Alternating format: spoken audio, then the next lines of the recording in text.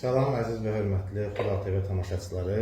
Bugün Xural TV'nin qonağı hörmətli ziyalımız, Ziyalılar Birliyinin sədri Eldəniz bəy Quliyevdir. Eldəniz bəylə ölkəmizdə və dünyada baş verən ən son hadisələri dəyərləndirməyə çalışacağıq. Sizə maraqlı olan sualları Eldəniz bəyə ünvanlayacaq. Salam Eldəniz bəy. Aleyküm salam. Sizi də, hörmətli tamaşaçılarınızı da salamlayıram. Eldəniz bəy, ölkəmizdəki ümumi vəziyyəti, ictimai siyasi durumu qiymətləndirməyinizi xahiş edirdim. Yəni, vəziyyətlə bağlı düşüncələriniz. İndi əslində görünən dağa bələdçi lazım deyil ölkədəki siyasi, ictimai, hətta psixoloji durum göz önündədir. Qiymətlərin bahalaşması, əhalinin alıcılıq qabiliyyətinin aşağı olması, cərimələrin əqrəb kimi toplumu sancması bu göz qabağındadır və çox istərdik ki, əvvəla bunu çox təəssüf hissindir. Çünki Azərbaycanın imkanlı bir məmləkətdir, qazı, nefti, bərəkətli torpağı var. Belə bir məmləkətin vətəndaşı gərək bu cür acınacaqlı gündə yaşamaz. Demək, belədirsə, belə yaşayırsa, demək, nəyisə səhvdir, nəyisə düzgün qurulmuyor. Mən hesab edirəm ki, bu ölkənin daxili siyasətindəki qüsurdan irəli gəlir. Yəni, insana, siz siyasətin də, elmin də bir ali məqsədi var. Ən ali məqsədi vətəndaşların maddi və mənəvi rifahının yüksəltməyi, ona xidmət eləməli. Maddi vəziyyətimiz göz önündə. Mənəvi rifahımız da öz yerində. Bir tərəfdən dindarlar həbs olunur, bir tərəfdən milli və mənəvi dəyərlər sistemimiz aşınmaya uğrayır. Onun üçün bu haqda susmaq, danışmamaq mənə elə gəlir ki, elə günaha bərabər bir vəziyyətdir, günaha bərabər bir haldır. Vəziyyət belədir, yəni ki, çox dərinə getmədən, tutaq ki, indi son zamanlar hamı danışır ki, Azərbaycanda 400-dən artıq siyasi məhbus var. Yaxşı, qardaş, bu niyə belə olmalıdır? Özdə ki, o 400 nəfərin bəlkə də 390-ını mən şəxsən tanıyım. Həmən o cavan qızlar ki var, televiziya əməkdaşları ki var. Onlar adam baxır, elə bir ki, öz uşaqlarıdır da, o qədər əzab çəkirəm ki. Daha digər şərlənib həbs olunanlar ki var. Onlar neyniyiblər? Mən özümə sual verirəm. Əsaslı bir ortaya hakimiyyət tərəfindən əsaslı bir fakt da qoymurlar ki, bunlar bu səbəbə, bu səbəbə. Bunlar, amma hakimiyyətin tutaq ki, orta səviyyəli bir məmurunu işdən çıxardırlar və yaxud elə özləri də həbs edirlər. Nə qədər milyonlar çıxır bunlar. Bu yazıq o jurnalistlər neyini? Tutaq ki, siz deyən düzdür, hardansa bunlar qrant alırlar. Qrant alıb neyiniblər? Bunlar hakimiyyəti dəyişməyə çağırış ediblər, itaətsizliyi çağırış ediblər, dövlət sirrini yayıblar, yox. Yəni, demək istəyirəm, ortada elə bir əsaslı fakt olmadan bu qədər insanın, bilirsiniz, mən sizə bütün məsuliyyətimlə deyirəm. Ölkənin xarici siyasəti əslində daxili siyasətinin davamıdır.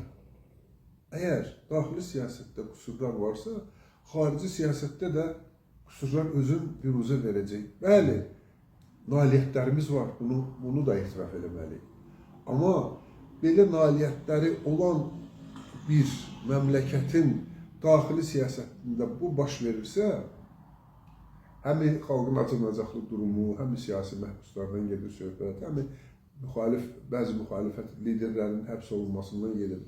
Əgər bunlar baş verirsə, bu istər-istəməz xarici siyasətimizə də kölgə salacaq. Onun üçün elə qəribədir. Adam öz oturduğu budağı niyə baltalasın? Bu qədər problem. Biri var, mən həmişə deyirəm onu. Qaşınmayan yerdən qan çıxarırsan, bir də var, qan çıxan yeri qaşıyasan. Bu ikincidir. Yəni bu, elə götürsək, biraz, bəlkə də orta statistik Azərbaycanlılar, vətəndaşlarımız bunu fərqində deyirlər. Amma yəni, belə çıxır ki, itaət elə, başını qaldırma, qoy bizim agronomlar o baş üzrə ləkləri əkməklə məşğul olsunlar. Bunu mesaj verir, bunun axırı yoxdur. Çünki 21-ci əsrdə yaşayır. Yəni, bax, belə bir ziddiyyətli dövrdür. Eldəniz bəy, ziyalılarımızın susqunluğu necə qiymətləndirmək olar? Yəni, bu normaldırmı? Çünki əvvəllər ziyalılar daha aktiv idi, daha fəal idi. Amma son dövrlər sanki onlar da. Bilirsiniz, susmaq qızıldır. Çox güman ki, bunlar dövlət qazanmaq üçün susurlar. Amma lal olmaq bu faciədir. Bizdə susmurlar, lal olurlar əksəriyyəti. Bir tikə çörəyinə görə və yaxud preslosuna görə, elmi dərəcəsinə görə. İkinci tərəfdən, heç də vacib deyil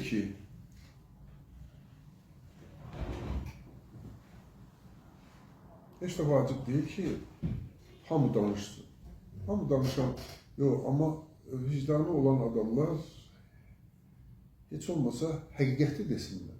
Demirəm ki, etiraz eləsinlər, üsyana çağırsınlar, mitingdə gelib çıxış eləsinlər. Amma etirazlarını bildirsinlər. Çünki haqq, siz haqq, həqiqət çox qəribə şeydir. Ondan vaz keçib susmaq, o faciələrə yol açan bir faktoloji bir vəziyyətdir.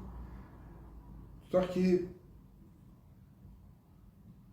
korporativ maraqlar var, ziyalıların öz maraqları var. Bu, həqiqətlə kəsişdiyi nöqtədə bir-birinə qaynaq olunmursa, yəni həmən nöqtədə ədalət dayanmırsa,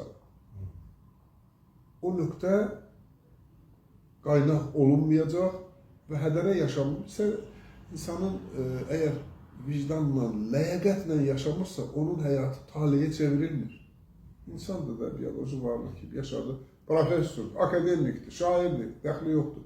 Yaşadı fizioloji bir varlıq kimi, böyüdü, qocaldı, öldü və salam. Amma sən öz vicdanının qarşısında hesabat verməlisən. Yatanda heç olmasa deməlisən ki, falan kəsə tutdular, qardaş, bu niyə tutdular axı?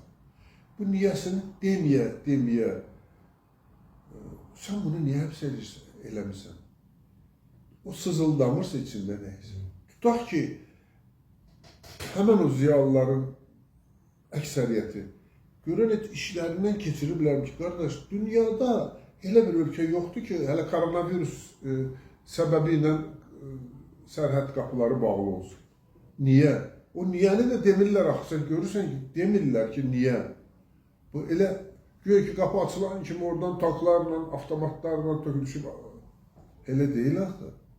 Demək, həmi demirlər bu niyəni, həmi də demədiklərinə görə ziyalılar da bunu soruşmurlar. Heç olsa bunu soruş.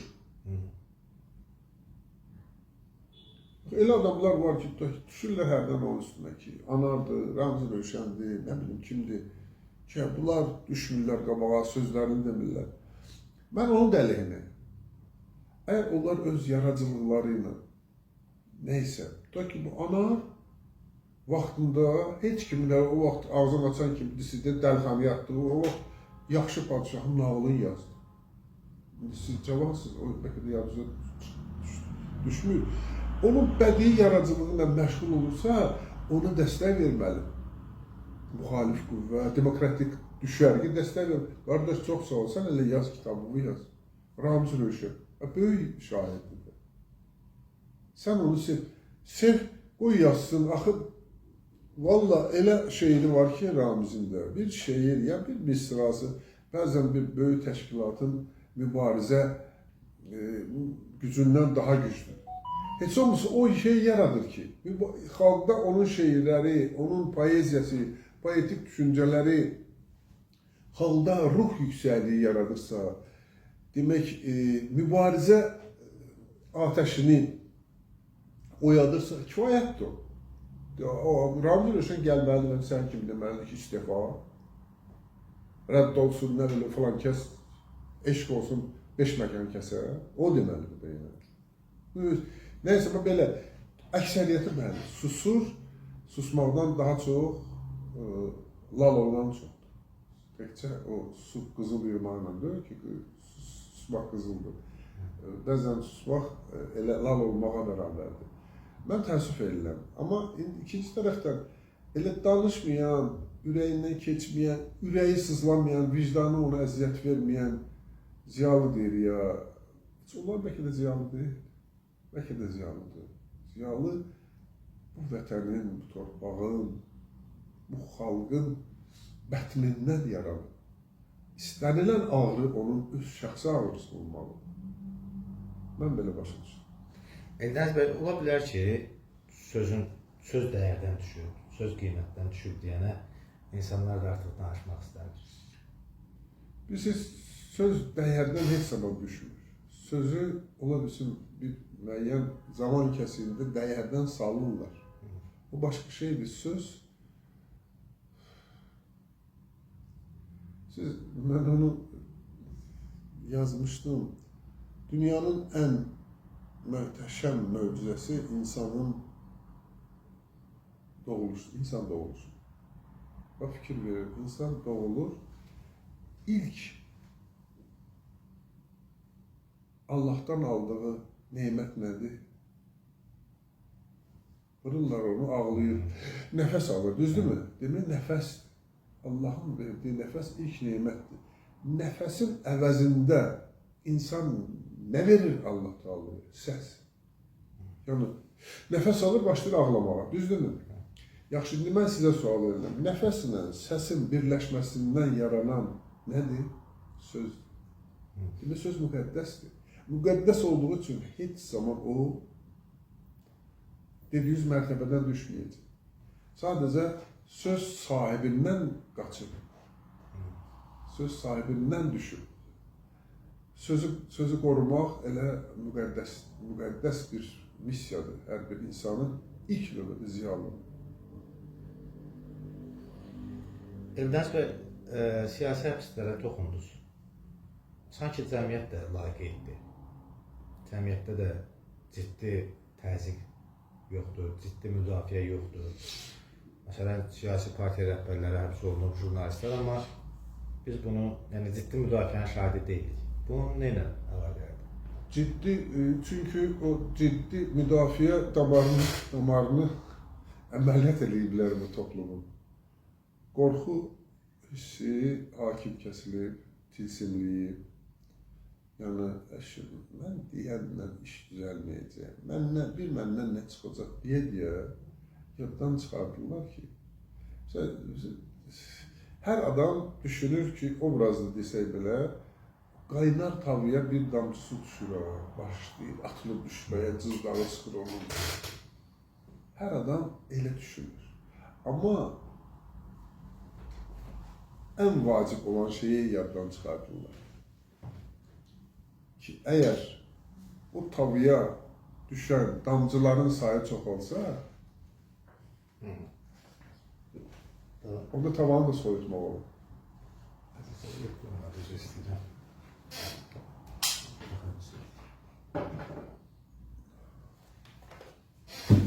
Mantar nereye tutmak?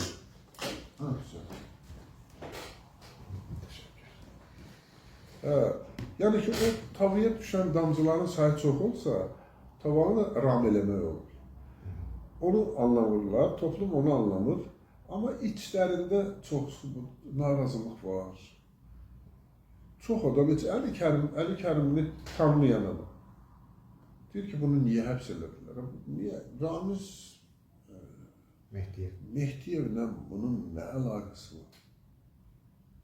Lap tutaq ki, əlaqəsi olaq, belə götürəydi, əlaqəsi olub. Nədir o? Bu dəqiqə indi deyiləm. Bunun bağı var şu alanda, gəldi kafeni sındırdı. Belə o qədər fake şeylər quraşdırırlar. Parodiyadır bu. Ama bu bir ölkənin böyük bir müxalifət partiyasının lideridir. Və onu demirəm, hamı durub desin ki, azad elə. Amma heç olmasa, ağlı başında olan adamlar bayaq dediyim kimi sual versinlər ki, niyə?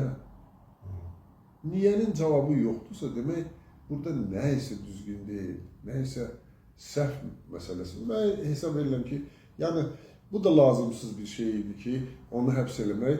Çünki nə qazandı bizim hakimiyyət? Ancaq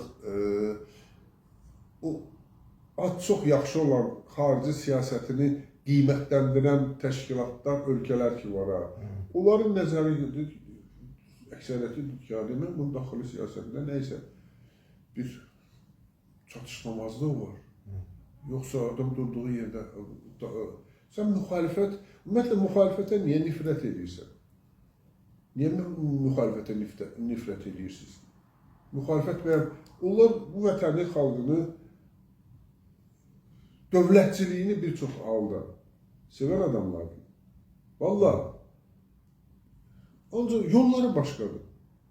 Düzdür, hakimiyyətə gəlmək, o da qəribə deyil ki, bütün dünyada belədir, müxalifət hakimiyyətə gəlmək üçün mübarizə aparır. Yox, eləməsinlər. Otursunlar, evdə, hamamda o oxuyan, səsi özünə xoş gələn adamlar kimi evdə, mətbəxdə arvadınla danışsınlar ki, yox, filanmış. Yox, bunlar mübarizə aparmaq istəyirlər. Bəli, mübarizə strategiyalarında bir çox şeylər var ki, mən qəbul eləmirəm, razılaşmıram. Amma bu da düzələn şeydir. Bu da polemika ilə, söhbətlə düzələn şeydir ki, hansı formada mübarizə aparmaq lazımdır. O radikallığın da bir əndazəsi var və yaxud liberallığın da bir əndazəsi var.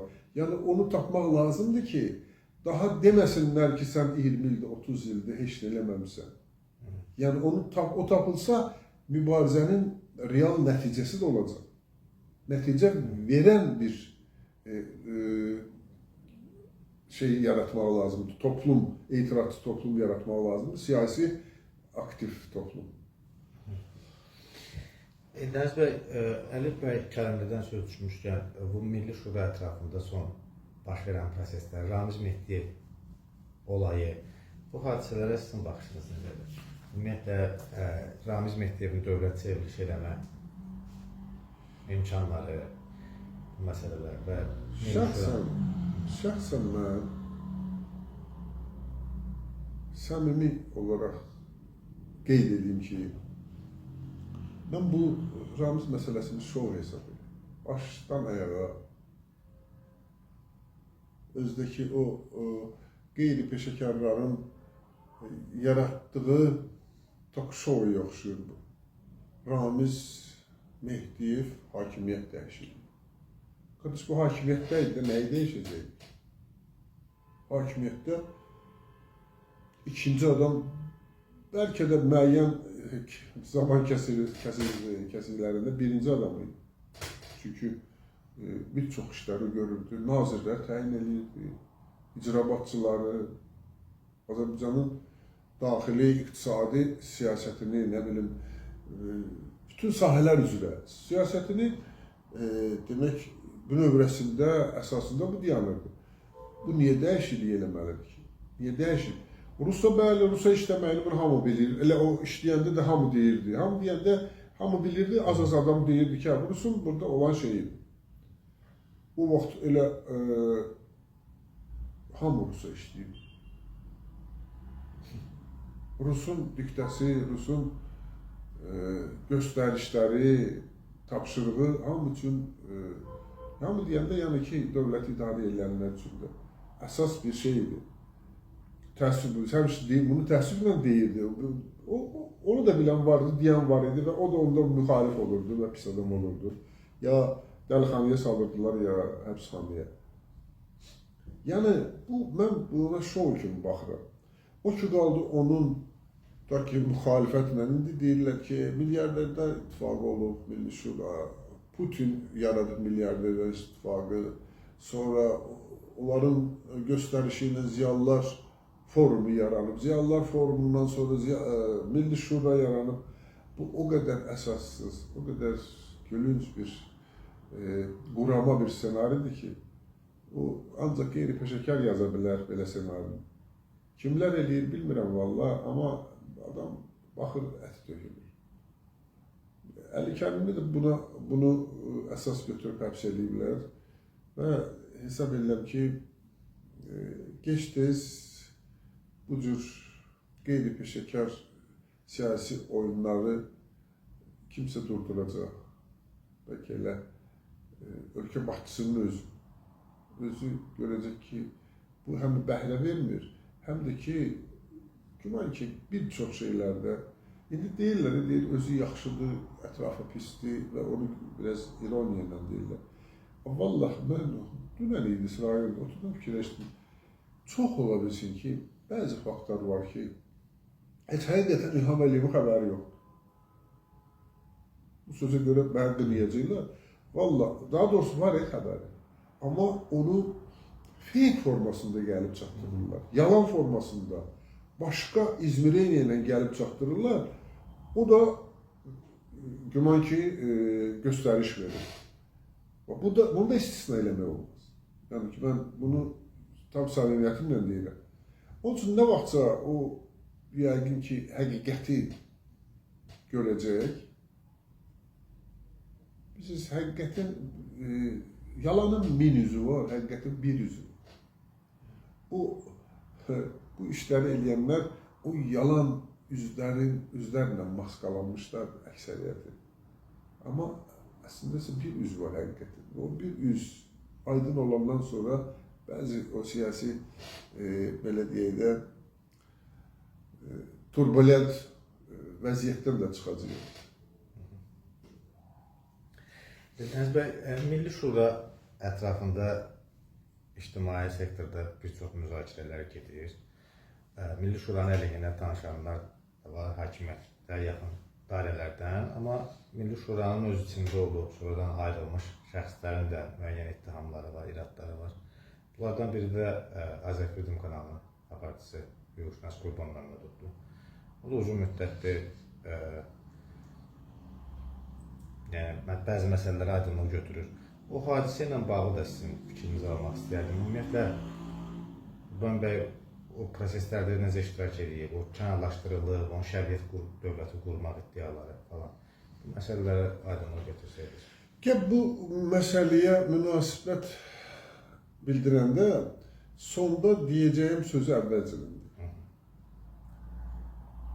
Qurban Məmmədov Milli Şuranın Koordinasiya Mərkəzinin iclasında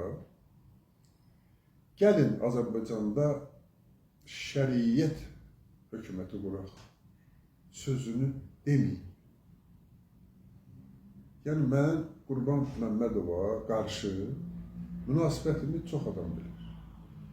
Bilməyənlər üçün deyirəm ki, Qurbanı mən heç zaman nə qəbul eləmişəm, nə də həzm eləmişəm. Qurban etik mənəvi kodeksi olmayan bir adam. Mən o cür onunla bizim mübahisələrimiz də olub, onunla bizim davalarımız da olub. Məsələ bu cür şeylərə görə. Yəni, mən nə Qurbanı qəbul edirəm, nə də ki onun, siz dediniz o kanalını, Freedom'dur nədir onun. Amma kimin sözüdür, deyir ki, həqiqət mənə daha, sən mənim qardaşımsan, amma həqiqət mənə daha, kimin sözüdür, yadımdan çıxdı, həqiqət daha üstündür. Mən bir fərd kimi yox, amma həqiqəti bayaq dediyim o korporativ maraqlar ki, həqiqətlə kəsişən nöqtə var, orada ədalət axtarıram mən. Ədalət də budur. Qurbanın xasiyyətini, onun dünya görüşünü, dünya duyumunu, onun qeyri-normativ leksikonunu, hamısını qoyuram kənara. Amma o hadisə haqqında, əgər siz biri görürəm ki, ondan çox maraqlanırsınız, o hadisə haqqında sizə qısaca onu deyim ki, elə bir söz deməyin. Gəlin, Azərbaycanda Şiə hakimiz, Şiə hökuməti quraq, Şiə yox, şəriət hökuməti quraq, elə söz deməyib. Biz həmən o söhbət olanda biz Milli Şuranın Koordinasiya Mərkəzinin iclası idi və biz Qurbanla yan-yana oturmuşduq. Deyilən söz nə olub, onu mən sizə deyim. Nəysə söz düşdü hakimiyyətin qüsurlarından, çatışmalarından. Hər bir şey dedi, Qurbanın dediyi, Qurbana növbə çatanda, Qurban dedi ki, mən hesab edirəm ki, Azərbaycan hakimiyyəti, Azərbaycan dövlətçiliyi, müəyyən bir qüsurlar var ki, onların ən birinci ümdəsi odur ki, Azərbaycan hökuməti Allahsızdır. Mənəvi, əxlaqi dəyərlərə, dini dəyərlərimizə hörmətlə yanaşmır. Dildə deyir, əməldə isə yoxdur. Bir hökumət ki, əxlaqi və dini dəyərlərə barmaq arası baxır, onun fəaliyyəti heç də düzgün istiqamətə getməyəcək. Dediyi sözlər bunlardır. Bunu artıq Cəmil müəllim, Cəmil Həsənov və yaxud digər o siyasi liderlər hansı kontekstdən başa düşüblər, onların öz işidir. Mən olan söhbəti deyirəm və bu heç də, Qurbanın dediyi heç də o demək deyildi ki, Azərbaycanda şəriət hökuməti qurmaq lazım. O deyirdi ki, Azərbaycanın siyasəti əxlaqlı olsun, dini, imanlı olsun. Bunu deyirdi. Yəni, mən Qurbana olan şəxsi münasibətimi qoyuram kənara, bu həqiqəti deməsəm, düzgün olmazdı. Yəni, mən səvim olmazdı. Və bu qədər. Eldəniz bəy, mən bu sualı niyə verdim sizə? Çünki bu neçə vaxtdır Qurban bəy ekrandan belə deyək də bar-bar bağırır ki, bu məsələləri mən belə deməmişəm, yəni siz dedikləriniz formada. Amma heç kim çıxıb bir söz demir ki, yəni bu məsələ bir dəfəlik qutarsın. Sanki hamı danışmaq problemimiz var. Elə bir insanlarımızın... Yox, niyə çıxıb deyirlər ki, deyib bu. Belə söz deyib. Amma yalan idi. Bəs niyə görə deyirəm ki, yalanın min üzü, həqiqətin bir üzü var. Bu yalan deyəndə, bəlkə də yalan yox, onlar elə qəbul ediblər. Elə başa düşüblər. Elə başa düşüblər ki, amma ikinci tərəfdən mən də o fikirdəyim. Hər hansı bir hakimiyyət öz milli, mənəvi, əxlaqi, mental dəyərlərini qorumasa, istənilən islahatlar nəticə verməyəcək, istənilən siyasət müsbət belə pozitiv nəticə verməyəcək. Mən də o fikirdəyim. Bəlkə də ona görə o hissə mənim dəqiq yanımda qalıb, o diyalog, Qurbanla Milli Şurada olan diyalog. Düzdür, sonra Milli Şura bu barədə öz kəskin etirazlarını bildirdilər, filan elədilər. Orada da mən dedim söz. Sizə dediklərimi dedim. Ancaq buna baxmayaraq, bir mənalı şəkildə bəziləri bu Qurban Məmmədovun şəriət dövləti qurmaq kimi demək, sözlər işlətdiyini belə şey elədilər ki, o deyib. İnad elədilər. Amma yenə də deyirəm ki, elə bir o cür söz birləşməsi işlətməyib. Eldəniz bəy, yaxın günlərdə amnistiya elan olundu. Artıq tutarlar yavaş-yavaş azadlığa buraxılırlar, çıxırlar. Bu amnistiya haqqı ilə münasibətiniz necə qiymətləndirirsiniz? Hər bir amnistiya müsbət dəyərləndirilməlidir. Əgər biz birlikdə Azərbaycanda, nə bilim, məhkəmələrin sözü var idi, məhkəmələrin rüşvətlə işləməsi, sifarişlə işləməsindən yaxşıdır. Sifarişlə işləyən məhkəmə, təbii ki, onun nəticəsi, o həbsxanalar var, onlarda insanların çoxalması, yəni ki, sifarişlə o tutulur, bir qrup tutulur və yaxud tutaq ki, elədiyi bir cinayət tutaq ki, bir qulaq vurması ilə tutara bilər, ona götürüb 5 il iş verirlər. Yəni o cür artıq o cür insanların azadlığa çıxmağını mən alqışlayıram. Amma çox istərdim ki, bu həmən dediyim o 400 nəfəri artıq keçmiş, həmən o fidan qızlarımız ki var ki, orada həbsxana divarları arasındadır. Heç bir günah olmayan jurnalistlər var. 28 nəfər jurnalistimizə ayıbdır. Hansı dünyanın heç bir ölkəsində 10 milyonluq bir məmləkətin 28 nəfər jurnalisti, 400 nəfər siyasi vicdan məxlusu olur. Ola bilməzdir bu. Çox istərdim ki, onlar azad olunsun. Bu, onlara şamil olunsun. Və çox təəssüflə qeyd edirəm ki, ancaq mənim istəyimdir. Yəni, mən optimist olmaq istəyirəm, amma çox güman ki, bunların tam əksəriyyəti orada qalacaq. Çünki siyasi motivli də onların həbsləri. Eldəniz bəy, Gültəkin xanımın Türkiyədə Azərbaycana ekstradisiya olunmasını gözləyirsiniz, yoxsa yəni bu prosesin uzanmasını nə əlaqələndirmək olar? Necə əlaqələndirirsiniz? Ümumiyyətlə, Gültəkin xanımın orada onu ekstradisiya olunacaq, onların da bir qanun 82 ilə belə bir şey var, o qədər başım çıxmır. Orada saxlamaqları artıq Türkiyə adına rəzalət. Özdəki o adam ki, bütün ömrü boyu Türkləri qaldırıb göyə, Türkiyənin yanında olmağı, Türkiyə mentalitetini, Türkiyə qardaşlığını bayraq eləyən bir adamı sən götürüb orası. Özə biləsən ki, o Azərbaycana verilsə, o da günahsız surətdə, demirəm, uzun müddətdə həbsdə. Amma qadındır da, tək uşaqla qalır.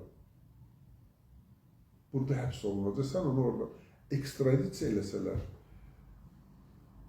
Türkiyə mənim gözümdən elə düşəcək ki, mən hətta Türk olduğuma xəcalət çəkəcəm. Heç istəməzdim ki, onu ekstradisiya eləsinlər. Ekstradisiya çünki şeyə çox böyük zərbə olacaq. Həm psixoloji, həm faktoloji böyük zərbə olacaq Gültəkinə. Ümumiyyətlə, Gültəkin Hacıbəylidən nə istəyirlər, o da hələ ki məlum deyil. Mənim üçün məlum deyil. Dedikləri şeylərə mən ironiya ilə yanaşım. Gültəkin Hacıbəyli hər hansı bir spisikdə adı getir.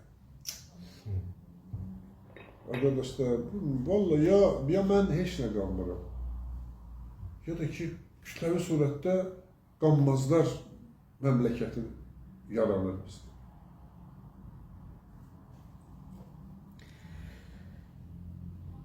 Son olaraq Eldəniz bəy, çox da sizi yormaq istəmirəm. Çıxış yolunu nədə görürsünüz? Bax, bu problemlərdən danışdıq, nöqsanları dedik. Nə etməli? Yəni bir cəmiyyət olaraq, insanlar olaraq biz nə edə bilərik? Nə edə bilərik? İlk növbədə qorxudan xilas olmalıyıq. İlan öz qabığından çıxan kimi biz qorxudan çıxmalıyıq. İkincisi, Azərbaycan bizim vətənimizdir. Oliqarxlar belə gəldi, nə bilim, hakimiyyətin məmurları belə gəldi. Amma Azərbaycan onlardan çox bizim vətənimiz. Çünki onlar bu vətəni bir çox hallarda öz şəxsi maraqları üçün, qazancları üçün, korporativ maraqları üçün elə görürlər. Amma biz sevmək üçün. Bir dəfə yazmışdım, deyirəm, Azərbaycana yuxarıdan baxanda quşa oxşuyur da. Qartala. Qartala oxşuyur. Bir çox məmurlar onu yaxşı istotu, duzu vurulub qızartmağa hazır olan bir tabaka kimi görürlər. Həmən o məmurlar. Bir çox isə onu öz anası kimi görür, öz balası kimi görür.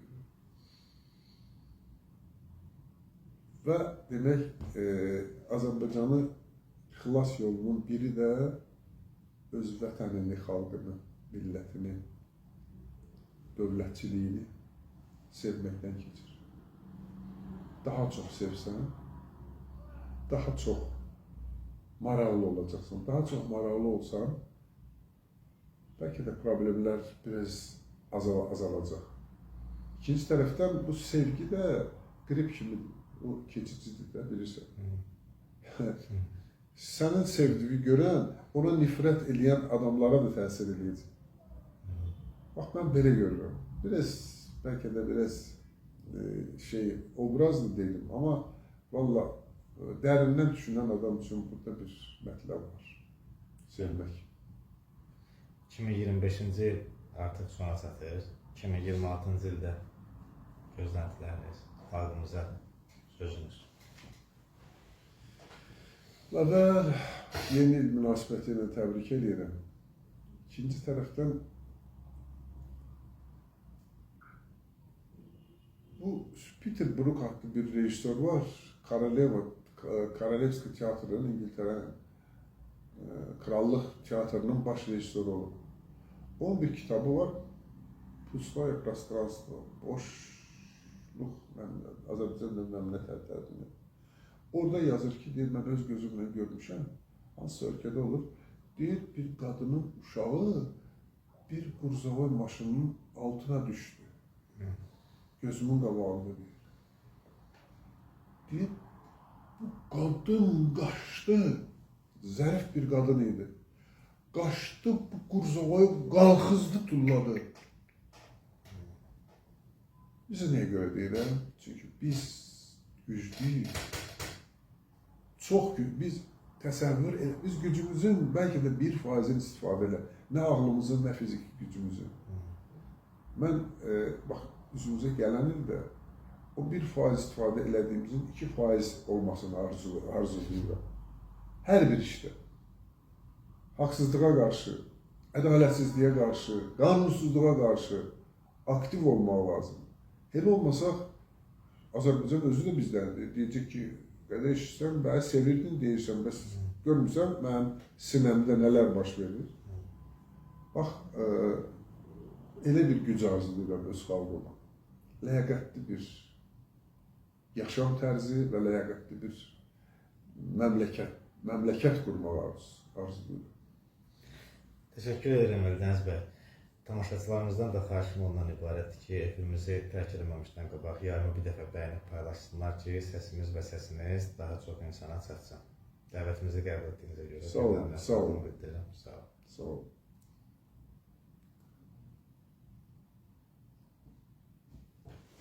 Canlı yayınla şey yapıyorum. Ha, onu